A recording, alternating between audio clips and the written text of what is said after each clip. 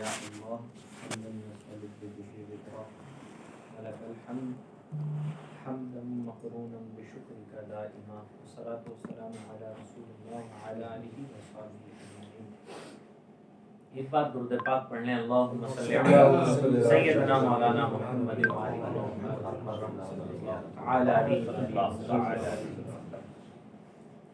اللہ کا ہزار ہزار شکر کہ اس نے ہمیں اس دور پرفتن میں بھی ایمان جیسی عظیم ترین دولت عطا فرمائی، اور آج ہم اس کے ذکر اور اس کے دین اور مذہب کی باتیں کرنے کے لیے یہاں پر اکٹھا ہیں. اہتمام قلب کے ساتھ دین کی باتیں سننی چاہیے.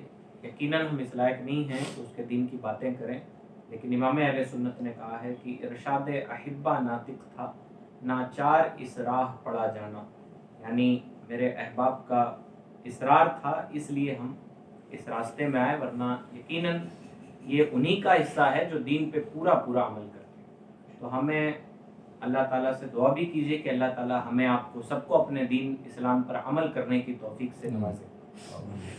اللہ تعالیٰ نے قرآن مجید میں ارشاد فرمایا ہے لا تکونوا کالذین نسوا اللہ، کہ ان لوگوں کی طرح مت ہو جاؤ جو اپنے رب کو بھول بیٹھے.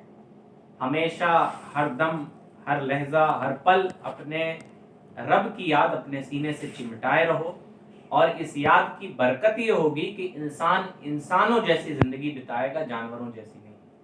آج دنیا نے نہایت طور پہ ترقی کی ہے، اور مانا جاتا ہے کہ انسانوں کے پاس بہت ساری ٹیکنالوجیاں ہیں، انسان کے پاس بہت مال و دولت ہے، اونچے آشیانے ہیں، لیکن یقین جانیں انسانی اقدار جس اعتبار سے گری ہے وہ نہایت افسوسناک ہے.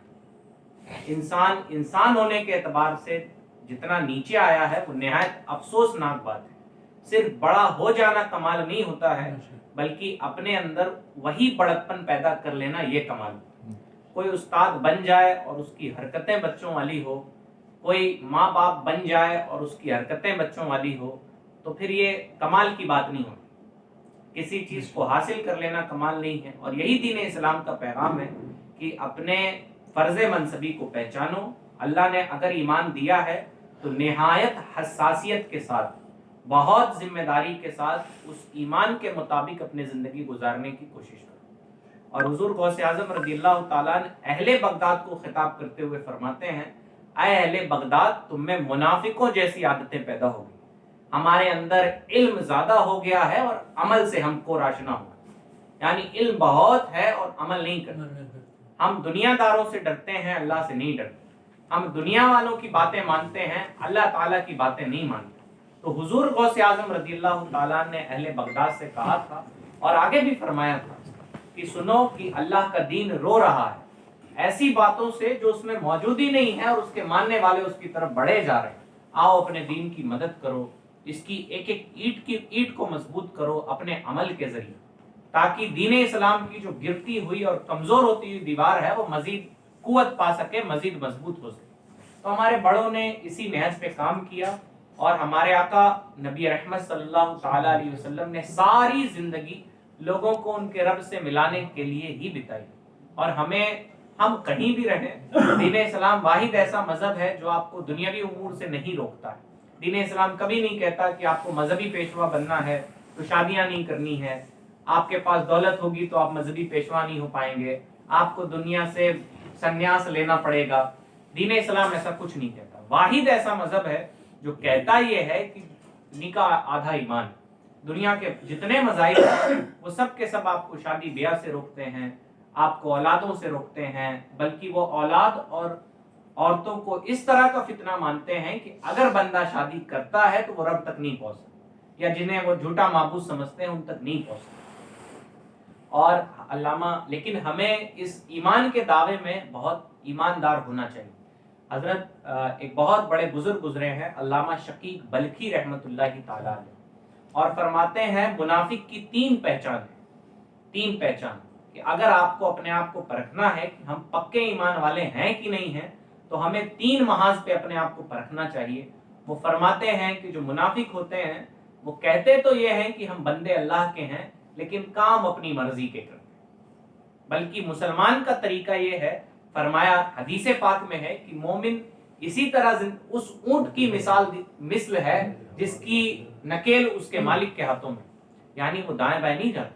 رب کا جو پیغام ہے، اللہ تعالیٰ کے جو احکام ہیں، نہایت حساسیت کے ساتھ، بہت اہتمام کے ساتھ ان کی فرما برداری کرتا ہے اور اپنی زندگی میں انہیں اتارتا ہے، کیونکہ ہم ہیں اللہ کے بندے، اور بندے اپنے مالک کی مرضی کے بغیر والے کام نہیں کرتے، اور اگر کرتے بھی ہیں تو پھر وہ نقصان اٹھاتے ہیں، عجیب ترین نقصان اٹھاتے ہیں۔ ایک اور بزرگ فرماتے ہیں کہ ہم چاہتے ہیں کہ مارکیٹ سے، پریکٹیکل سی چیز ہے کہ مارکیٹ سے ہم کوئی لیبر مزدور خرید کے لاتے ہیں تو ہم چاہتے ہیں وہ سارا دن ہماری مرضی کے کام کرتا رہے۔ اے مسلمان، تو کتنا غافل ہو گیا ہے کہ اللہ کے مالک ہونے کا بھی اقرار ہے اور اس کی بندگی بھی نہیں کرتا، یعنی اس کی مرضی کے کام بھی نہیں کرتا، اپنے رب سے اپنے رشتے بھی مضبوط نہیں کرتا۔ اور یہ نہ سمجھیے گا کہ یہ تو بڑے مشکل ترین کام ہیں، یہ تو مولانا لوگ ہی اس کو نبھا سکتے ہیں، ایسا کچھ نہیں۔ فرمایا گیا الدین یسرن، دین نہایت آسان۔ 5 وقت کی نمازیں، دن بھر میں آپ دیکھیں کون سے احکام آپ پہ فرض ہیں جو روزانہ فرض ہیں، 5 وقت کی نماز، 20-20 منٹ لگتے ہوں گے میرے خیال سے۔ اس کے علاوہ دین اسلام کیا چاہتا ہے کہ آپ بیٹھ کے کسی گوشے میں اللہ اللہ بھی نہ کریں، بلکہ آپ باہر نکل جائیں، ایمانداری کے ساتھ کمائیں۔ روایتوں میں آتا ہے حلال کا ایک لقمہ جو شریعت کے خلاف نہ جاتے ہوئے بندہ لا کے اپنے گھر والوں کے منہ میں رکھتا ہے، وہ بھی چیریٹی یعنی صدقہ ہے۔ اتنا بہترین مذہب کہاں ملے گا کہ آپ رہیے بازاروں میں، آپ دکانوں پہ رہیے، بس ہاں کسی کو دھوکہ نہیں دینا، کسی سے کبھی جھوٹ نہیں بولنا ہے، اور اپنے کیریکٹر کو، اپنے اخلاق کو نہایت طور پہ اچھا رکھنا، اور اللہ تعالیٰ اس پہ بھی آپ کو اجر عطا فرماتا ہے۔ اور اس سے بھی آگے کی بات کی جائے، فرمایا گیا حدیث پاک میں ملتا ہے کہ مسکرانا بھی صدقہ ہے۔ اس سے آسان مذہب آپ کو دنیا میں کون مل سکتا ہے جہاں مسکرانا بھی صدقہ ہے۔ اور فرمایا گیا کہ خود نہیں مسکرا سکتے، جب دوسروں کو مسکراتا دیکھو تو شاید کسی کو مسکراتا دیکھ پڑھنے کی دعا یاد ہے، کہا جاتا ہے اضحک اللہ سنہ، اللہ تمہیں ہمیشہ مسکراتا رکھے، یعنی جب کسی کو خوشحال دیکھو تو پھر ہمیں اس خوشحالی پہ اس مسلمان کی خیر خواہی بھی کرنی چاہیے کہ اللہ اسے ہمیشہ ہی خوش رکھے۔ یہ چھوٹی چھوٹی باتیں دین اسلام آپ سے چاہتا ہے۔ جب آپ چلیں پھریں تو اپنی تنگ نظری کا مظاہرہ نہ کریں، آپ بازاروں میں ہوں تو پھر کسی کی برائی نہ چاہیں، یہ خیر خواہی کا جذبہ ہے۔ کوئی کسی کو مسکراتا دیکھیں تو آج کا انسان کیا کر رہا ہے، کوئی کسی کو مسکراتا دیکھتا ہے تو پھر کہتا ہے دیکھو جناب ایسے مسکرا رہے ہیں، ویسے مسکرا رہے ہیں، نہ جانے کیسے کیسا کھا رہے ہیں۔ کتنے سوالات ہمارے ذہن میں آ جاتے ہیں اور کتنی بدگمانیوں کے انبار ہم کر ڈالتے ہیں۔ دین اسلام کہتا ہے کسی مسلمان کو مسکراتا دیکھو تو اس کے لیے دعا کرو کہ اللہ اسے ہمیشہ مسکراتا رکھے۔ کتنی پازیٹیو ویو آپ کے دین اسلام کے اندر ہے کہ ہمیں خود بھی بھلے رہنا ہے اور دوسروں کے لیے بھی بھلائیاں ہی چاہیے۔ اور ابھی حال ہی میں ہم لوگ بنارس گئے ہوئے تھے تو رومی بھائی سے ہم نے کہا کہ ہم نے آپ ہی لوگ کے لیے دعا کی، اپنے لیے کر ہی نہیں پائے، تو رومی بھائی نے کہا جو دوسروں کے لیے کرتا ہے اللہ اس کے حق میں بھی قبول فرماتا ہے۔ آپ دوسروں کی بھلائی چاہیں، اللہ تعالیٰ آپ کے لیے خود بھلائیوں کے راستے کھول دے گا۔ آپ تھوڑا اپنا دل بڑا کریں، اور ایسے ٹائپ کے لوگ ہیں بڑے کھڑوس جنہیں اپنی بولی میں بولیں، جن کے اخلاق برے ہیں، آپ ان کے لیے بھی ہاتھ اٹھا کے خیر خواہی چاہیں، اللہ آپ کے لیے بھلائیوں کے دروازے کھول دے گا۔ ایسا پیارا مذہب، پھر بھی بندہ اپنے رب کے مالک ہونے کا اقرار کرے اور غلاموں جیسی زندگی نہ بتائے تو یہ نہایت بے وقوفی کی بات ہے۔ جس طرح ہم نے تو دنیا کی قیمت دے کے وہ غلام خریدا ہوتا ہے، 500-700 روپے دے کے آپ 6-7-8 گھنٹے کے لیے غلام لاتے ہیں۔ اللہ تعالیٰ ہماری جانوں کا مالک ہے، اللہ تعالیٰ نے جنت کے عوض ہمیں یہ دنیا زندگی عطا فرمائی، تو کتنی بڑی نعمت ہمیں اس کی فرمانبرداری کی ملتی ہے۔ جنت کوئی عام چیز نہیں، اور ہم اس کی تفصیل میں نہیں جاتے، بس یہ یاد رکھیں جنت نعمتوں کا ایسا گھر ہے کہ ہمارے ذہن پر اس کا خیال بھی نہیں گزر سکتا۔ فرمایا جاتا ہے کسی آنکھ نے ویسی نعمتیں دیکھی بھی نہیں ہیں اور کسی کان نے ویسی نعمتوں کا ذکر سنا بھی نہیں ہے جو جنت میں بندہ مومن کو عطا کی جائیں گی۔ اور بالآخر جو آخری جنتی ہوگا، جہنم سے عذاب سہ کے وہ پائے گا، فرمایا جاتا ہے گویا اپنی مثال میں کہ ہمیں کہتے ہیں نا چھڑی رکھنے کی جگہ مل جائے، جسے جنت میں اتنی جگہ ملے گی، جنت دنیا کے مقابل جسے چھڑی رکھنے کی جگہ ملے گی اس دنیا کے 10 گنا بڑی جنت ہوگی، آخری والا جنتی۔ تو سوچیں اللہ تعالیٰ کتنی بڑی نعمت ہمیں اپنی فرما برداری کے عوض عطا فرماتا ہے، فرما برداری کے بدلے عطا فرماتا ہے۔ پھر بتائیں کہ اتنا پیارا بدلہ پانے کے باوجود اور اتنا پیارا خدا پانے کے باوجود بھی اگر ہم اس کی فرما برداری نہیں کر پائے تو یہ بے وقوفی کی ہی بات ہے، یہ ہماری کمزوری۔ ہمیں بہت حساسیت کے ساتھ اللہ تعالیٰ کی فرما برداری کرنی چاہیے۔ یاد رکھیں ہم دنیا میں آزمائش کے لیے آئے، اور دنیا ہے ہی بڑی رنگین کہ ہم گئے، ٹھیک ہے، کبھی شادی بیاہ میں گئے، کبھی کھانے پکانے میں مست ہو گئے، کبھی ہم دوست یار میں مست ہو گئے، تو ہم دین کی باتیں بھول جاتے ہیں۔ پیارے یہی امتحان ہمارے لیے ہے کہ اللہ فرماتا ہے لا تکونوا کالذین نسوا اللہ، ان لوگوں کی طرح مت بننا جو اللہ کو بھول بیٹھے۔ اور نبی رحمت صلی اللہ علیہ وسلم کی حدیث پاک بھی ہے، ابھی میں طویل حدیث پاک آپ کو سناؤں گا۔ مومن اور منافق میں فرق کرتے ہوئے نبی علیہ السلام فرماتے ہیں کہ مومن جو ہوتا ہے وہ تنہائی، اللہ کے ذکر والی تنہائی کو پسند کرتا ہے، یعنی ایسی تنہائی جو پاک صاف ہو، مفہوم حدیث ہے۔ اور جو منافق ہوتا ہے وہ بری بھیڑ بھاڑ کو پسند کرتا ہے، ناچ گانے کے لیے کوئی بھیڑ بھاڑ اکٹھا کی جائے، کوئی دوست یار ہوں۔ آج تو برائیاں بہت ہیں، آپ نیک بھلے لوگ ہیں، آج مسلمان بچے ہوٹلوں میں جا کے شراب نوشیاں کرتے ہیں، لڑکیوں کے ساتھ لوگ ٹہل گھوم رہے ہوتے ہیں، پارکوں میں جا کے دیکھیں کتنی برائیاں ہیں۔ یعنی بری گیدرنگ کو پسند کرنا یہ مسلمانوں کا طریقہ نہیں، بلکہ اس سے بہتر ہے کہ آپ تنہا رہیں اور بھلے اچھے بن کے رہیں، ہے نا۔ زمانہ لاکھ برا ہوتا رہے، جو مسلمان ہوتا ہے اس کا کردار ایک بیس پہ ٹکا رہتا ہے، جسے اسلام کہتے ہیں نا، اور ہمیشہ وہ بھلائیوں کی طرف اس کا رجحان رہتا ہی رہتا ہے۔ تو ہمیں چاہیے، علامہ شقیق بلخی کہتے ہیں کہ بہت بڑے جھوٹے لوگ وہ ہیں جو اللہ کے مالک ہونے کا اقرار کرتے ہیں لیکن بندوں جیسا سلوک نہیں کرتے، بندے اپنی مرضی کے کام نہیں کرتے، اور ہماری بھلائی بھی اسی میں ہے۔ انسانوں نے دنیا بھر کے کیا کیا چیزیں ایجاد کر لی، اور دیکھیں آج انسانیت کس معیار پہ آ کر کھڑی ہے۔ ساری دنیا میں انسانوں کے کیا حالات ہیں، وہ تو اللہ کا شکر کریں کہ اس نے ظالموں کو تھوڑا موڑا اختیار ہمارے وہاں دے رکھا ہے۔ اگر وہ زیادہ اختیار دے تو بہت دیر نہیں لگے گی کہ ہندوستانی مسلمانوں کو بھی غزہ کے مسلمانوں جیسا حال کر دیا ہے نا۔ یہ اس کا کرم ہے کہ اس نے روک رکھا ہے، یہ اس کا کرم ہے کہ ہم بچے ہوئے ہیں، ورنہ ہمارا کیا کمال ہے، ہماری کیا حیثیت رہ گئی ہے، ہماری کیا سوشل ویلیو رہ گئی، اس کا کرم ہے۔ جب بھی انسان اپنے دماغ کے نشے میں آتا ہے اور اپنی طاقت کے نشے میں آتا ہے تو برائیوں کے دروازے ہی کھولتا ہے، اور انسان وہی کامل ہے جس کا رشتہ اس کے رب سے مضبوط ہے، جو اپنے رب کو سچا مالک مانتا ہے اور خود کو بندہ سمجھتا ہے۔ اللہ نے آپ کو خوب مال و دولت عطا فرمائی ہے، لیکن آپ اپنے رب کو اپنا مالک سمجھتے ہیں تو کبھی اس مال و دولت کا غلط استعمال نہیں کریں۔ چلیں مسلمان نیکیاں نہیں بھی کرے گا تو کم سے کم جس کا ایمان پختہ ہے، کم سے کم اس مال و دولت سے شراب تو نہیں پیتا، کم سے کم جوا تو نہیں کھیلے گا، کم سے کم کوئی برے کام تو نہیں کرے گا۔ یہ ہوتی ایمان کی برکت، ہے نا، جسے ہم سمجھ نہیں پاتے۔ آج بھی جو مسلمان برائی کرتے بھی ہیں وہ بھی اچھی بات سن کے حامی تو بھر لیتے ہیں۔ دنیا تو اتنی دلیر ہو گئی ہے کہ اب شراب تو اتنا عام ہے کہ عام سی بات ہے، وہ بڑی، آج آپ کو کچھ دنوں بعد مشکل ہو جائے گا آپ کو ایسی ہوٹل تلاش کرنا جہاں شراب کا سیکشن نہ ہو۔ چند دنوں کی بات ہے، آج آپ جا کے دیکھیں کہ جو نئے نئے ہوٹلز کھل رہے ہیں وہاں کیا عالم ہے، وہاں شراب کے لیے الگ شعبے جات بنے ہوئے ہیں، وہاں شراب پینے کا بھرپور انتظام ہے۔ کیوں؟ انسانیت کا رجحان برائی کی طرف بڑھ رہا ہے، انسانوں کا رجحان برائی کی طرف بڑھ رہا ہے، اور یہ کیوں بڑھ رہا ہے؟ ایمان کی کمزوری کا نتیجہ ہے، اللہ تعالیٰ سے رشتہ کمزور ہو جانے کا نتیجہ ہے، ہماری بندگی اپنے مالک اور خالق سے کمزور ہو جانے کا نتیجہ ہے۔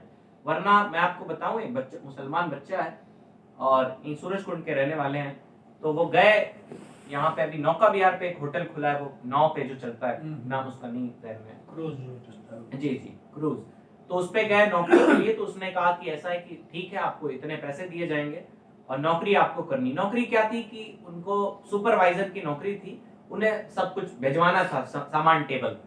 تو انہوں نے میرے پاس فون کیا کہ ایسا ہے کہ کھانے پینے کا انتظام ہے لیکن حضرت شراب بھی ہے، شراب بھی بھیجوانی پڑے گی۔ تو ہم نے کہا نا، شراب اٹھانا، شراب رکھنا، شراب دھونا، یہ شراب کا حساب کتاب کرنا، یہ سب حرام۔ اس بندے نے اپنی نوکری چھوڑ دی۔ مسلمان بچے ہوئے ہیں پیارے، ورنہ ہوتا یہ کہ جن کے پاس ایمان نہیں ہے وہ نوکری کرتے کرتے کرتے دھیرے دھیرے خود بھی 2-3 چسکے لگائے، پھر ختم، زندگیاں برباد ہو جاتی۔ نتیجہ کیا ہوتا ہے؟ شرابی اپنے گھر پہ آتا ہے تو اپنی ماں کو گالی دے رہا ہوتا ہے، اپنے باپ کو گالی دیتا ہے، اپنے بیویوں کو طلاق دیتا ہے، اپنے بچوں کو برا بھلا کہہ رہا ہوتا ہے۔ اس کے علاوہ شرابی کرتا کیا؟ لاکھوں، کئی گھر برباد ہو گئے شراب کے نشے میں۔ تو بہرحال ایمان کی برکت یہ ہوتی ہے کہ اگر آپ کا اللہ کے ساتھ رشتہ مضبوط ہے تو اس دور پرفتن میں بھی آپ برائیوں سے محفوظ ہیں, آپ برائیوں کی طرف بڑھنے سے محفوظ رہیں گے, ہے نا. اللہ تعالیٰ آپ کی حفاظت فرمائے گا. تو پہلی بات کہ مومن کا رشتہ اس کے رب سے نہایت طور پہ مضبوط ہونا چاہیے, اور زندگی بندہ بن کے گزاریے, آقا بن کے مت گزاریے, ہے نا. اللہ نے فرما دیا 5 وقت کی نمازیں پڑھنی ہے تو پڑھنی ہے, جھوٹ نہیں بولنا ہے تو نہیں بولنا ہے, شراب, جوا, سود خوری ان سے دور رہنا ہے تو دور رہنا ہے نا. تھوڑا بندہ بن کے جب زندگی گزاریں گے تو اس کی جو برکتیں آپ کو حاصل ہوں گی وہ کمال کی ہوں گی. اور ایسا نہیں کہ اس کے سائنٹیفک فوائد نہیں ہوتے. جیسے ایک بندہ ہے صبح سویا ہوتا ہے, اور سائنس کی تحقیق بتاتی ہے کہ صبح کی نیند آپ کی ول پاور کو, قوت ارادی کو کمزور کر دیتی ہے. اب دیکھیں ایک مسلمان ہے جو بندہ بن کے زندگی گزارتا ہے, اب جب صبح اس کی فجر کا وقت ہوتا ہے تو اپنا مذہبی فریضہ سمجھتے ہوئے وہ اپنے بستر کو اپنے اوپر سے ہٹاتا ہے اور مصلی پہ حاضر ہو جاتا ہے. آپ بتائیں کوئی پورے اہتمام کے ساتھ نماز پڑھے تو کیا اس کے پاس نیند باقی رہ جائے گی؟ نہیں باقی رہے گی. صبح آپ نیند کھلتی ہے تو دن بھر برکت والا گزرتا ہے, خوب وقت ملتا ہے انسان کو اپنا کام کرنے کے لیے. ورنہ عموماً 10 بجے کی نوکری ہے, لوگ 9 بجے اٹھتے ہیں, جلدی جلدی تیار ہوا, نہ ماں باپ سے بات کر پاتے ہیں, نہ بیویوں کے پاس ٹائم دے پاتے ہیں, نوکری پہ گئے اور سارا دن ختم. شام میں آئے تو نہایت تھکے ماندے, پھر یہ بلا موبائل کا حق ادا کرنا ہے, اس کے بعد زندگی ختم. اسی طرح سے زندگی گزر رہی ہے. لیکن آپ تھوڑا بندہ بن کے زندگی گزاریں, آپ کو سمجھ میں آئے گا کہ دین اسلام میں بندگی کا کانسیپٹ کیا ہے. یعنی نیند تو آئے گی, ظاہر سی بات ہے, جاڑا ہے تو جاڑا لگے گا, گرمی ہے تو راتیں چھوٹی ہونے کا بہانہ, لیکن بندہ یہ سب نہیں کرتا, ہے نا. جیسے آپ والد صاحب ہیں چچا رومی بھائی کے, ابھی اپنے بچوں سے کہیں تو بچے بھائی والد ہیں, حکم ماننا ہے, بات ختم. تھوڑا گراں بھی ہے, بھاری بھی ہے, کوئی بات ایسی بھی ہے کہ ماننے میں تھوڑا دل بھاری پڑتا ہے, لیکن پھر بھی بڑوں کا حکم ہے تو مان لیا جاتا ہے. اسی طرح سیم ایز اٹ از اللہ تعالیٰ سب سے بڑا ہے, اور کوئی مثل اس کی باپ اور اولاد سے نہیں دی جا سکتی, ہے نا. ہم روزانہ کہتے ہیں جب نماز پڑھتے ہیں اللہ اکبر, اور اسی نتیجے سے اسی خوف کو اپنے دل میں بیٹھاتے ہوئے کہ میرا رب سب سے بڑا ہے, دنیا کی ساری طاقتوں سے اللہ بڑا ہے, اور ہم اللہ کا ذکر کر رہے ہیں تو سنیں, فرمایا جاتا ہے اللہ اکبر ولذکر اللہ اکبر, اللہ بھی بڑا ہے اور اس کا ذکر بھی بڑا ہے. اور اللہ کے ذکر کی محفل کی برکت یہ ہوتی ہے کہ اللہ تعالیٰ 20,000 یا 20 لاکھ بری محفلوں کا کفارہ اس محفل کو کر دیتا ہے. کبھی پتا چلا کہ ہم اپنے دوستوں کے ساتھ, دوستوں میں کوئی شرابی تھا, ایسے نہیں ہوں گے, نیک بھلے لوگ آپ ہیں, لیکن ہمیں معلوم نہیں ہوتا ہم شادی بیاہ میں کس کے ساتھ بیٹھ گئے, کیسے کیسے لوگ تھے. تو جو ہم یہ اٹھتے بیٹھتے ہیں برے لوگوں کے ساتھ, انجانے میں بیٹھ جاتے ہیں, پتہ بھی نہیں چلتا. کبھی کام پہ گئے, آفس میں گئے, غیر مسلم ہیں, بد مذہب ہیں, بد اعمال لوگ ہیں, بیٹھ گئے ساتھ, ہمیں پتہ نہیں چلتا. لیکن جب بندہ اللہ کے ذکر کی محفل میں بیٹھتا ہے تو اللہ 20 لاکھ یا 20,000 ویسی بری محفلوں کے گناہ معاف کر دیتا ہے. تو ہم جو کر رہے ہیں یہ بھی بہت عظمت والا کام. آپ جو سن رہے ہیں, جس محفل میں بیٹھے ہیں, یہ ذکر بھی بہت بلند ہے. تو تھوڑا اپنے دل کے اندر اس عقیدے کو بیٹھائیں کہ ہمارا رب دنیا کے تمام چیزوں سے بڑا ہے, دنیا کی تمام طاقتوں پہ اسی کا قبضہ ہے, اور دنیا کی تمام چیزوں کا خالق اور مالک وہی ہے. اور تھوڑا بندگی والا کانسیپٹ اپنے اندر بیٹھائیں, اپنے دل میں بیٹھائیں, ہم مالک نہیں ہیں. اللہ نے تھوڑی سی زندگی عطا فرمائی ہے, تھوڑی سی مال و دولت ہے, چھت سر پہ چھت ہے, اور اولادیں ہیں, گھر ہے, بیویاں ہیں, یہ اس کا کرم ہے نا. ورنہ آپ ہاسپٹل جائیے کبھی تو آپ کو اپنے بندے ہونے کا احساس ہو جائے. لوگ کروڑوں کی گڈیاں لے کے کھڑے ہوتے ہیں, ایک سانس کا اضافہ نہیں کرتا. آپ نے دیکھا یہ لاچاری, یہ مجبوری, اس کے باوجود ہم زندگی مالکوں جیسی گزاریں تو یہ تو بے وقوفی کی بات ہے. ہم نے دنیا بھر کے لوگوں کو لاچار دیکھا, وہ بھی جو اللہ کو نہیں مانتے نا, وہ بھی ہاسپٹل میں جنہوں نے سائنسیں پڑھی ہوئی ہیں, اور پڑھنا بھی چاہیے, علاج کرنا چاہیے, ہم اس کے خلاف نہیں ہیں, دین اسلام عقلی تقاضوں کے خلاف نہیں. تو آپ دیکھیں ڈاکٹر لاسٹ میں کیا کہتا ہے, میں نے اپنی ساری کوشش کر لی, اب اللہ سے کہتا کہ نہیں کہتا. یعنی انسان کی عقل ایک مقام پہ جا کے ختم ہو جاتی ہے. اور دین اسلام یہی کہتا ہے کہ دنیا کے پڑھے لکھے لوگ اور دنیا کی دوسری قومیں جس رب تک آپ کو مجبور ہونے کے بعد لاتی ہیں نا, آپ بغیر مجبور ہوئے اس رب کے در سے اپنا رشتہ مضبوط کریں. اور گھر میں کوئی نہیں بیمار ہے تو اللہ کا شکر ادا کیجئے, کوئی بیمار ہے تو آپ اس کے لیے شفا کی دعا کیجئے. گھر میں کوئی अल्लाह ना करे कभी कोई परेशानी आए, अगर परेशानी है तो अल्लाह की बारगाह में मुसल्ला बिछा के दुआ कीजिए, और परेशानी नहीं है तो अल्लाह का शुक्र अदा कीजिए कि अल्लाह कोई परेशानी ना भेजे। और अल्लाह ने कुरान मजीद में फरमाया भी है, लइन शकरतुम लअज़ीदन्नकुम, अगर तुम मेरा शुक्र अदा करोगे तो हम नेमतों में इजाफा कर देंगे। हम कभी शुक्र अदा करते हैं कि अल्लाह ताला ने हमें सेहत याब बनाया है? हजारों लाखों लोग हैं जो हॉस्पिटल की जिंदगियां बिता रहे हैं, कितनी नेमतें हमारे पास है। आप अपने घर से निकलें, मारवाड़ के पास जाएं, उनके पास सर पे छत नहीं है ना, कभी पुलिस वाले आए तो भगा दिया। आप देखें अल्लाह ने कितनी बड़ी नेमत की हम इज्जत के साथ घरों में बैठे हुए। हमारे जिस्म पर ठंडी का मौसम है, हम सब ने अच्छे खासे लिबास पहने हुए हैं, अच्छा खासा खाते हैं, लेकिन हम अल्लाह का शुक्र अदा नहीं करते। तो अल्लाह का शुक्र अदा करें, इंशाअल्लाह ताला वो वाली नौबत ही नहीं आएगी कि हम सब्र करें। अल्लाह इतनी नेमतें बढ़ा देगा, है ना, मुसीबतें आएंगी नहीं इंशाअल्लाह। थोड़ी अपनी निगाह नेमतों पे रखें और अल्लाह का शुक्र अदा करने का मिजाज बनाएं। और अल्लाह का वादा है, लइन शकरतुम लअज़ीदन्नकुम, कि अगर तुम शुक्र अदा करोगे तो हम तुम्हारी नेमतें खूब बढ़ा दें और बंदा बन के जिंदगी गुजारें। यही मुसलमान का, और जो नहीं भी गुजारते ना, जो बड़ा इतराते फिरते हैं अपनी ताकतों पे, अपने माल पे, अपनी दौलत पे, कितनी वकाय, अरबी का शेर है, इश्मा शिता फइन्नका मय्यित, तुम जैसे चाहो जिंदगी गुजार लो, लेकिन जान लेना तुम्हें एक दिन मर जाना है। वाहबिब मा शीता फइन्नका मुफारिकतुम बिह, तुम जिससे चाहो मोहब्बत कर लो, लेकिन एक ना एक दिन तुम्हें उससे जुदा हो जाना, सीधी साफ बात है। तो आप जैसी भी जिंदगी गुजारेंगे, फर्मा बरदारी वाली गुजारेंगे, तो भी आप बंदे अल्लाह ही के हैं। अल्लाह ने थोड़ा सा इख्तियार दे रखा है ना, आजमाइश के लिए, कि कहीं बंदा मेरी नाफरमानी तो नहीं करता। अल्लाह ने शैतान को भी छोड़ रखा है।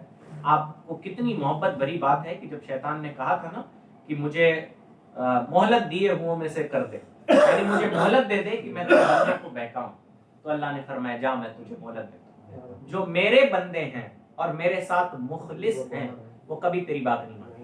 मुखलिस मतलब अल्लाह के साथ हमारा रिश्ता निहायत तौर पे लॉयल होना चाहिए, है ना, अल्लाह पे यकीन होना चाहिए, लॉयल्टी होनी चाहिए। अगर हम बुरे हैं तो या अल्लाह हम मुसल्ले पे हाजिर हैं, हमारे अंदर से बुराइयां दूर कर दे। अगर हम नाफरमान हैं, ठीक है, हैं तेरे ही बंदे, हम आ गए तेरे मुसल्ले तक, अब तू हम में से बुराइयां दूर कर दे। एक माँ का वाकया बयान किया जाता है, अल्लाह के वली हैं कोई, शायद गालिबन मुझे नाम नहीं याद आता, तो वो जी उनकी माँ जो पीछे से दुआ करती थी, हजरत बाकी बिल्ला, आपने नाम सुना होगा, बड़े अजीम बुजुर्ग गुजरे हैं।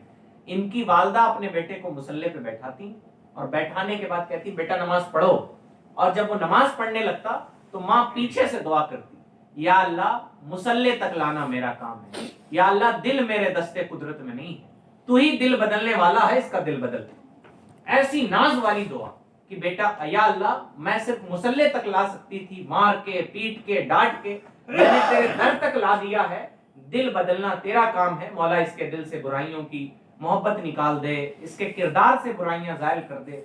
तो जब माँ बाप दुआ करते हैं ना, तो अल्लाह ताला खूब उनकी दुआएं कबूल फरमाता है ना। औलाद की दुआ माँ बाप के हक में और माँ बाप की दुआ औलाद के हक में निहायत तौर पे कबूल होती है। आज दुनिया के माँ बाप अपने बच्चों के लिए सारे एहतमाम कर लेते हैं, आप कीजिए, दीन इस्लाम कहता है कि आप वसाइल इख्तियार कीजिए, अपने बच्चे को पढ़ाइए, लिखाइए, कमाना सिखाइए, सब कुछ कीजिए, लेकिन भरोसा अपने रखते हैं। नबी अलैहिस्सलाम की हदीस पाक है कि घोड़ा बांधो, लेकिन भरोसा खूंटे पे मत रखो, अपने रब पे रखो कि वो उस घोड़े की हिफाजत फरमाए। वरना दुनिया में हजारों ऐसे घोड़े हैं जो खूंटा लेके भाग जाते हैं, है ना। तो आप दुनिया में अपने बच्चों को तालीम दीजिए, उन्हें लिखना पढ़ना सिखाइए, कमाना सिखाइए, लेकिन रब की बारगाह में अर्ज कीजिए कि मौला जितना मेरे हाथ में था मैंने कर दिया, बाकी तेरी मर्जी है, तू इसके हालात बदल। अल्लाह यकीनन करम फरमाएगा।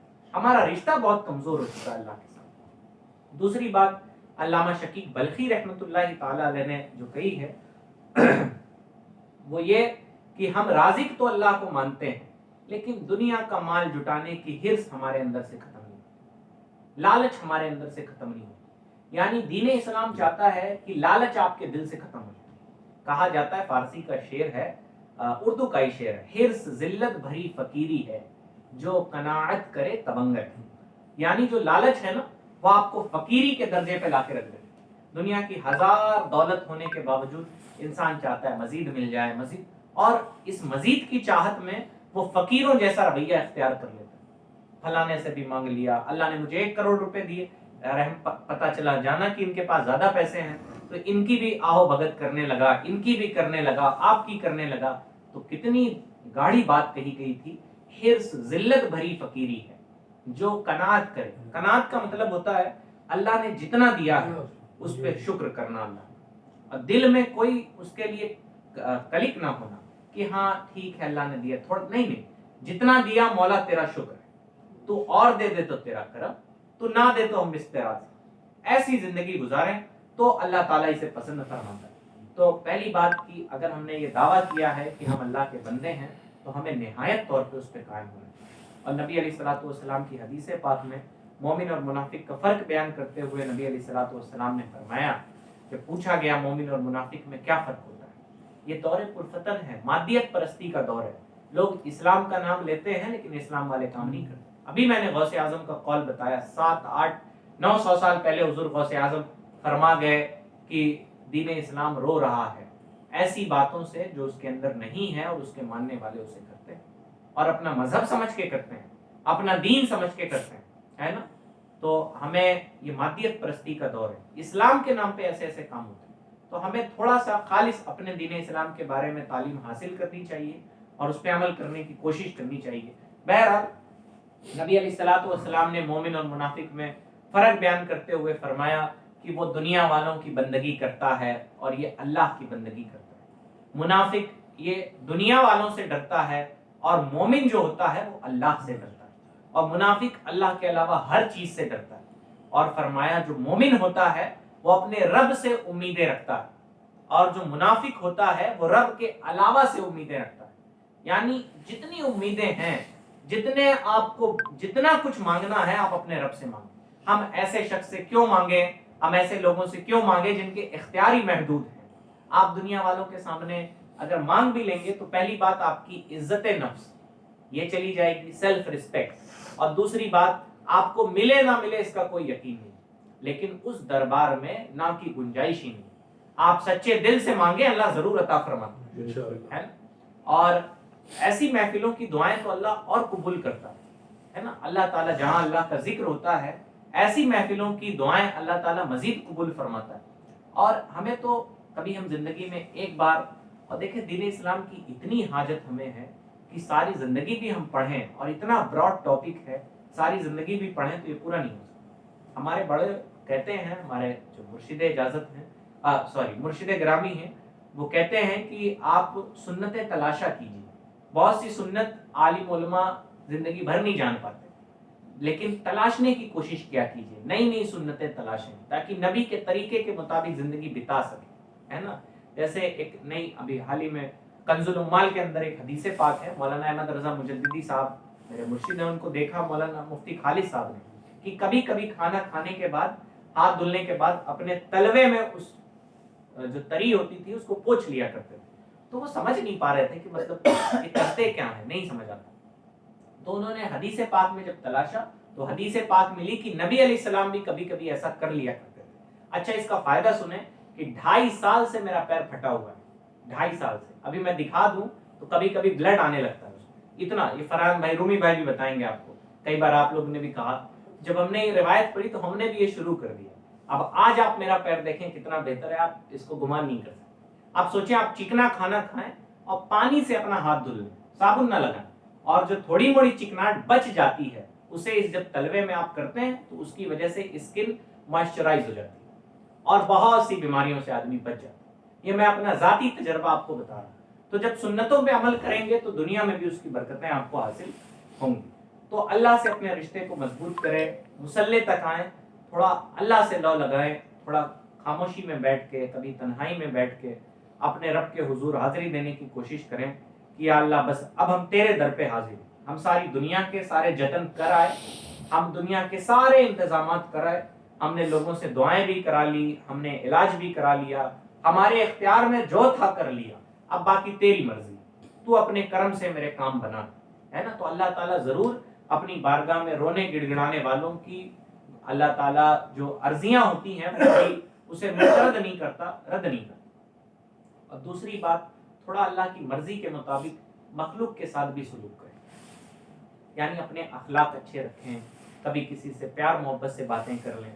اور نبی علیہ السلام نے تو جو کمال کا اخلاق پیش کیا ہے، دنیا اس کی نظیر اور مثال نہیں پیش کرتی، لیکن کم از کم ہم ان کے کلمہ پڑھنے والے ہیں تو یقیناً ہم ان جیسا تو نہیں، لیکن کچھ تو ان کے راستے پہ چلنے کی کوشش کریں، تھوڑی موڑی تو کوشش کریں. نبی علیہ السلام اپنے غلاموں کے ساتھ بیٹھ کے کھانا کھاتے. چلیں ہم نہیں کھا سکتے، ہمارا اپنا اسٹیٹس ہے، اپنی نظریات ہیں، مت کھائیے آپ غلاموں کے ساتھ بیٹھ کے، لیکن کم از کم کبھی کوئی غلام، کبھی کوئی کام کرنے والا آپ کے گھر آئے تو چلیں وہ باہر کھانے جاتا ہے، ایک ٹائم کا کھانا اسے دے دیں، وہ اس بیچارے کا 20 40 50 روپیہ بچ جائے گا، وہ آپ کو دعائیں دے گا، ہے نا. کبھی راستے میں جاتے ہیں، محلے میں کوئی پریشان حال ہے تو اس کی مدد کر دیں، چھپ چھپا کر مدد کریں. دین اسلام میں صدقے کا بھی بڑا عظیم ترین کانسیپٹ ہے کہ لوگوں کی مدد کرنے کا. فرمایا گیا زیادہ کچھ نہیں، ایسا نہیں کہ اب دیکھیں دنیا کے جو دوسرے لوگ چیریٹی کرتے ہیں ان کے پاس مال و دولت ہونا ضروری ہے. ہم کتنے پیارے مذہب میں ہیں کہ فرمایا گیا جب تم سالن بناؤ تو تھوڑا سا پانی بڑھا لو اور اپنے پڑوسی کو بھی دے دو. اب میری مائیں بہنیں سن رہی، وہ بتائیں یہ کتنا مشکل کام ہے؟ کوئی مشکل ہے؟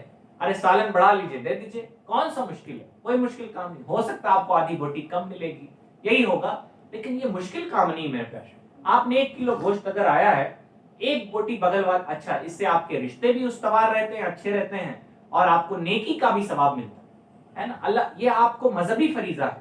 دنیا والے کرتے ہیں تو سماجک کام سمجھ کے کرتے ہیں، لیکن یہ آپ کا مذہبی کام ہے. اسی طرح اپنے ماں باپ کا نہایت طور پہ ادب احترام کریں، ہے نا. اپنے ماں باپ کا نہایت طور پہ ادب احترام کریں. نبی علیہ الصلوۃ والسلام اصل میں دور پرفتن ہے، قیامت کا دور ہے، اور نبی علیہ السلام نے فرمایا قیامت کی نشانیوں میں سے ہے کہ بندہ اپنے ماں باپ گھر والوں سے قریب نہیں دور ہوگا اور اپنے دوستوں سے قریب ہوگا. یہ قیامت کی نشانیاں ہیں نا. اور فرمایا نبی علیہ السلام سے صحابہ نے پوچھا کہ تو ہمارے اچھے سلوک کے سب سے زیادہ حقدار کون ہے، یعنی کس کے ساتھ ہم سب سے زیادہ اچھا سلوک کریں. نبی نے یہ نہیں کہا پیر صاحب کے ساتھ، مولانا صاحب کے ساتھ، فرمایا تمہاری ماں. پھر کہا اس کے بعد، کہا پھر تمہاری ماں، کہا اس کے بعد، کہا تمہاری ماں. نبی علیہ السلام نے 3 بار فرمایا تمہاری ماں، کہا اس کے بعد، کہا تمہارا باپ. یعنی ماں کے بعد سب سے زیادہ فرما برداری ماں کی کرے. اور دیکھیں دین اسلام دین فطرت ہے، بچے ایسے بھی ماں کی طرف زیادہ رجحان رکھتے ہیں، ہے نا. لیکن صرف محبت کافی نہیں ہے، ان کا ادب احترام کر کے دکھائیں. ہم نے ایسے بچے دیکھے رومی بھائی جو اپنی ماں کو پیسے بھی دیتے ہیں، روپے بھی دیتے ہیں، ان کا دعویٰ ہے کہ وہ محبت بھی کرتے ہیں. دین اسلام کہتا ہے نہیں، حسن سلوک کرنا پڑے گا، اچھا رویہ اختیار کرنا پڑے گا، تب جا کے تمہاری محبت صادق آئے گی. اور نبی علیہ الصلوۃ والسلام نے بہت عظیم ترین فلسفہ ارشاد فرمایا کہ باپ کی ناراضگی میں اللہ کی ناراضگی ہے نا. پتا چلا کسی کے ماں، شارحین حدیث کہتے ہیں اس سے ماں باپ دونوں مراد ہیں. پتا چلا کسی کی ماں یا کسی کا باپ اس سے ناراض تھا اور وہ مصلی پہ سجدے کیے جا رہا ہے، بتائے کبھی اللہ راضی ہوگا؟ کبھی راضی نہیں ہوگا. اور فرمایا باپ کی خوشی میں اللہ کی خوشی ہے نا، اور باپ کی ناراضگی میں اللہ. اور یہ دنیا کے سب سے بڑے سچے آدمی جن کے بارے میں کہا گیا سارے سچوں میں سچا سمجھیے جسے، ہے اس سچے سے سچا ہمارا دل. اور یہ اللہ کا پیغام ہے کہ اگر ماں باپ تم سے ناراض تو رب بھی ناراض. اور اللہ کی ناراضگی والے کام کر کے اس کی بارگاہ میں آئیں گے تو کہاں دعائیں قبول ہوں گی جناب، کہاں دعائیں قبول ہوں گی، کہاں پھر اللہ سے آپ کا رشتہ مضبوط ہوگا. تو تھوڑا اپنے رویے کو ہم نے زندگی کیسے گزاری وہ بھول جائے. نبی علیہ السلام کی حدیث پاک سنیے اور اپنے گناہوں سے توبہ کیجیے. فرمایا نبی علیہ الصلوۃ والسلام نے التائب من الذنب کمن لا ذنب لہ، گناہ سے توبہ کرنے والا ایسے ہی ہے جیسے اس نے گناہ کیا ہی نہیں، جیسے گناہ کیا ہی نہیں اس نے، ایسا ہے گناہوں سے توبہ کرنے والا. لیکن توبہ ہونی کیسی چاہیے؟ ایک بار تاریخ بغداد و مدینہ ایک کتاب ہے اور اس میں لکھا ہوا ہے کہ نبی علیہ السلام ایک مجلس میں بیٹھے ہوئے تو ایک فرمایا کہ جو حدیث پاک کا مفہوم میں بتا رہا ہوں اپنے الفاظ میں، کہ جو رحم نہیں کرتا وہ اس محفل سے اٹھ جائے. جو رحم نہیں کرتا یعنی قطع تعلق کرتا ہے، رشتے توڑتا ہے، رشتہ داروں میں ناراضگیاں کرتا ہے، وہ اس محفل سے اٹھ جائے. ایک آدمی، ایک نوجوان اٹھا اور دوڑ کے اپنی خالہ کے گھر گیا اور اپنی خالہ سے معافی مانگ کے جب وہ واپس لوٹا نا تو سنے نبی علیہ السلام نے کیا فرمایا. حدیث پاک کا مفہوم ہے کہ جس محفل میں رشتے توڑنے والا بیٹھا ہوتا ہے اس محفل کی دعائیں اللہ قبول نہیں کرتا، ہے نا, اتنا سخت عذاب ہے.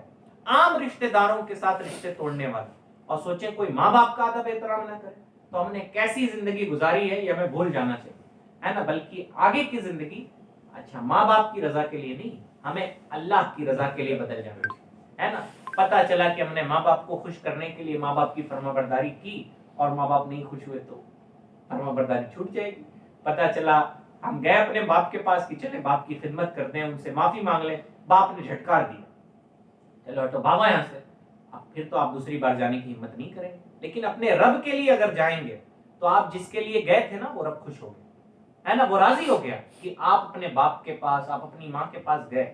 اب آپ کا مقصد حل ہو گیا جناب, آپ اپنے ماں باپ کی خدمت کرتے رہیے, ماں باپ آپ کو دھتکارتے رہیں, کوئی فرق نہیں. اور فرمایا گیا حدیث پاک میں ملتا ہے, صحابہ نے پوچھا اگر ماں باپ ظلم کریں تو, ہے نا, بچوں کا پہلا جواب یہی ہوتا ہے میرے ماں باپ اچھے نہیں ہیں, میرے حق میں بہتر نہیں. جناب یہ فیصلہ کرنا اور یہ جج بننا یہ آپ کا کام نہیں, آپ کا فرض منصبی ماں باپ کی خدمت کرنا ہے. فرمایا گیا نبی علیہ السلام سے جب صحابہ نے پوچھا نا کہ اگر ماں باپ ظلم کریں تب بھی فرما برداری, فرمایا اگرچہ ظلم کریں, اگرچہ ظلم کریں, اگرچہ ظلم کریں, 3 بار فرمایا کہ شدید ظلم کریں, اس سے بھی سخت کریں, اس سے بھی سخت کریں, تب بھی تمہیں ان کی فرما برداری کرنی ہے نا.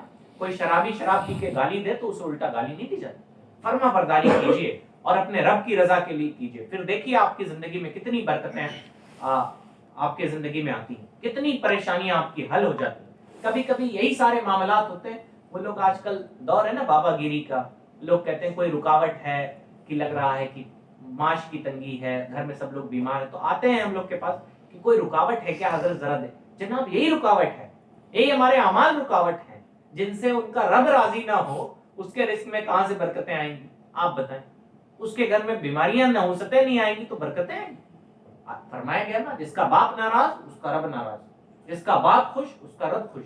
اگر آپ کے ماں باپ دنیا سے انتقال کر گئے, ہے نا, چچا کے والدین, ہمارے دادا کا ویسا, آپ کے دادا کا ویسا, مطلب چچا کے والد, دیکھیے دین اسلام کتنا پیارا دین ہے. آپ یہ بھی اس پہ بھی ایک بات بتا دیں کہ جن کے والدین انتقال کر گئے وہ اپنے ماں باپ کی قبر پہ حاضر ہوں جمعہ کے دن, جو یاد ہو قرآن اللہ تعالیٰ سے دعا کریں کہ اللہ اس کا ثواب دے. قبر پہ حاضر ہونے کا ذکر حدیث اور مان لیجیے کہ وہاں قبر دوسرے شہر میں, تو آپ اپنے گھر میں جمعہ کے دن فجر یا جب بھی وقت ملے ان کے لیے دعائیں خیر کریں کہ اللہ ان کے گناہ معاف کرو. اور روایتوں میں آتا ہے رومی بھائی کہ جن کے ماں باپ دنیا سے ناراض چلے گئے, وہ دنیا میں انہیں نہیں منا پائے, اللہ نہ کرے ایسا ہو. نبی علیہ السلام نے ایسے شخص کے بارے میں کہا ہے جس نے اپنے ماں باپ کو بڑھوتی میں پایا, یعنی زیادہ عمر میں پایا کہ وہ نوجوان ہو گیا, اس کے ماں باپ کی نڈال ہو گئی اور اس نے جنت نہ پائی, تو ایسا شخص بے عزت ہو جائے, بے عزت ہو جائے, بے عزت ہو جائے, یعنی اس کی ناک کھا کالو تو جائے, مراد یہ کہ دنیا آخرت میں بے عزت ہو. تو فرمایا جاتا ہے جن کے ماں باپ, اللہ نہ کرے کہ ہمارے ماں باپ ناراضگی کے ساتھ دنیا سے چلے گئے, اور جب وہ اپنے ماں باپ کی گناہوں کی بخشش مانگتا ہے نا کہ یا اللہ میرے ماں باپ کے گناہ بخش دے, تو ان کے ماں باپ ان سے راضی ہو جاتے ہیں, ہے نا. یعنی دنیا میں جو حق ان کی حق تلفی ہوئی تھی اللہ اس حق تلفی کو معاف فرما دیتا ہے نا. تو پہلی بات آپ کے ماں باپ زندہ ہیں تو اس چھوٹے بھائی ہیں, تو اگر آپ کے والدین زندہ ہیں اللہ کا ہزار شکر ادا کیجیے اور ان کی فرما برداری کیجیے. اور اگر اللہ کی مرضی وہ دنیا سے جا چکے ہیں, رومی بھائی کے والد صاحب کا انتقال ہو گیا آپ کے, تو اللہ تعالیٰ سب کی مغفرت فرمائے. پانی کچھ لیا چاہ ابھی بیٹھو, اللہ تعالیٰ سب کی مغفرت فرمائے. تو ہمیں اپنے والدین کے لیے جو دنیا سے جا چکے ہیں اچھی نیک دعائیں کرنی چاہیے, درود کی برکت تو بتا کے. تو اور اس کے علاوہ جو اور بھی رشتہ دار ہیں اور بھی ہمارے دوست احباب ہیں ان کے ساتھ بھی ہمیں نیک بھلا سلوک کرنا چاہیے. نبی علیہ السلام نے فرمایا کہ رشتے توڑنے والا جنت میں نہیں جائے, اور جہاں چھوٹوں کی ذمہ داری بڑوں پر ہے اسی طرح بڑوں پر بھی چھوٹوں کی ذمہ داری. فرمایا گیا جو بڑوں کا ادب نہ کرے اور چھوٹوں پہ شفقت نہ کرے وہ ہم میں سے نہیں. ہمیں بھی تھوڑا دست شفقت دراز کرنا چاہیے, ہمیں بھی تھوڑا محبت اور پیار کی باتیں اپنے گھر. نبی علیہ السلام کی جب بیٹی آپ کے پاس تشریف لاتی تو نبی علیہ السلام کھڑے ہو جاتے اور ان کا ماتھا چومتے اور اپنی چادر مبارک ان کے لیے بچھاتے اور انہیں اپنی جگہ پہ بٹھاتے, ہے نا. آج معاشرہ ایسا ہے کہ بیٹا باپ کے لیے کھڑا نہیں ہوتا, لیکن سوچیں اگر باپ بیٹی کے لیے کھڑا ہو, اس کا ماتھا چومے, تو بیٹی کبھی نافرمانی کرے گی, کبھی نہیں کرے گی. تھوڑا ہم بھی اپنے رویے اچھا کریں اور ہمارے بڑے بھی اچھا کریں, چھوٹے بھی اچھا کریں, اس طرح سے معاشرہ خوبصورت ہو جائے, ہے نا, اللہ کی رضا کے لیے کام کرنا سیکھیں. بہرحال اللہ تعالیٰ ہم سب کو مسلمانوں سے, قرآن مجید سے اور اپنے اخلاق اچھے کرنے کی توفیق عطا فرمائے. درود پاک کے بارے میں ایک فضیلت بتا کے ٹیم کا پیغام بتا دیجیے کہ کیا ہے, مطلب کیا تحریک چل رہی ہے, سب لوگ جا رہے ہیں, اس کے بعد امام صاحب توبہ کرا کے سننا. درود پاک تو یہ ایک اہم ترین وظیفہ ہے کہ دنیا میں جسے کچھ نہیں آتا ہے وہ درود پڑھے, اس کے سارے مسائل حل ہو جائیں. حدیث پاک میں آتا ہے ایک صحابی نے نبی علیہ السلام سے فرمایا میں اپنے دن کا کچھ حصہ اگر درود کے لیے طے کر لوں تو نبی نے فرمایا بہتر, تم زیادہ کرو تو تمہارے لیے اور اچھائی ہے. فرمایا اچھا اس سے زیادہ کر لوں تو, کافی ٹھیک ہے, اچھی بات ہے, اور زیادہ کرو تو اور بھلائی. پھر فرمایا ٹھیک ہے, میں نماز اور دیگر ضروریات کے علاوہ جب بھی مجھے وقت ملے گا میں آپ پہ درود پڑھوں. تو نبی نے فرمایا یہ درود پڑھنا تمہارے سارے کاموں کے لیے کافی ہے, سارے کاموں کے لیے. آپ نجاست کی جگہیں اور نماز وغیرہ کا وقت چھوڑ کے آپ سفر راستے میں جا رہے ہیں درود پڑھتے رہیں, ہے نا, آپ کسی کام سے نکل رہے ہیں درود پڑھتے رہیں. اللہ تعالیٰ اس کی برکت سے آپ کا دل بھی نرم کرے گا, دین سے رشتہ بھی مضبوط ہوگا اور اس کی برکتیں بھی آپ کی زندگی میں ظاہر ہوں گی. تو درود پاک کثرت کے ساتھ پڑھیں, یہ نبی کی محبت میں بھی اضافہ کرتا ہے. اور فرمایا جو دنیا میں زیادہ میرے اوپر درود پڑھے گا وہ قیامت میں زیادہ میرے قریب ہوگا, ہے نا. ہم کہہ نہیں سکتے کہ مجھ پہ عذاب ہو نہ ہو, ان پہ عذاب ہو نہ ہو, آپ پہ عذاب ہو نہ ہو, لیکن نبی علیہ السلام تو عذاب سے نجات دلانے والے ہیں. جو ان کے قریب ہوگا اسے تو عذاب نہیں ہو. تو نبی سے جتنی قربت چاہتے ہیں اپنے نبی کو اتنا زیادہ درود پاک پڑھا کریں. اللہ تعالیٰ ہم سب کو درود بتا دیجیے 1,50,00,000 والی مہم جو ہے, ایک مہم بھی چھیڑی گئی ہے کہ 1,50,00,000 رمضان سے پہلے درود پاک کیا جائے. تو اگر کچھ درود پڑھیں تو کسی کاپی پہ یا درود باکس چھوٹا سا بنا لیں, اس میں لکھ کے ڈال دیں, یا رومی بھائی آپ ہی بنوا کے دے دیجیے گا کوئی کسی کے ذریعے, تو اس میں ڈال دیں پرچی. وہ پرچی ہم لوگ کو دے دیں تاکہ ایک اس سال 1500 سالہ جشن عید میلاد النبی ہم لوگوں نے منایا ہے, تو ہماری یہ خواہش ہے کہ اپنے آقا کی بارگاہ میں 1,50,00,000 درود پاک کا نظرانہ عورتوں نے 1,00,000 پیش کیا. عورتوں نے 1,00,000 درود پاک ایک ہفتے میں, وہ ہر ہفتے ان کے کلاسز چلتے ہیں تو وہ ہفتے میں 1,00,000 درود پڑھ کے کبھی آتی. بچیاں ہے نا, یہ بھی پڑھے ہوں گے جناب کچھ, تو اس طرح پڑھتے رہتے ہیں بچے, بچیاں, عورتیں, مرد حضرات جو آتے ہیں سبز پوش ہاؤس مسجد میں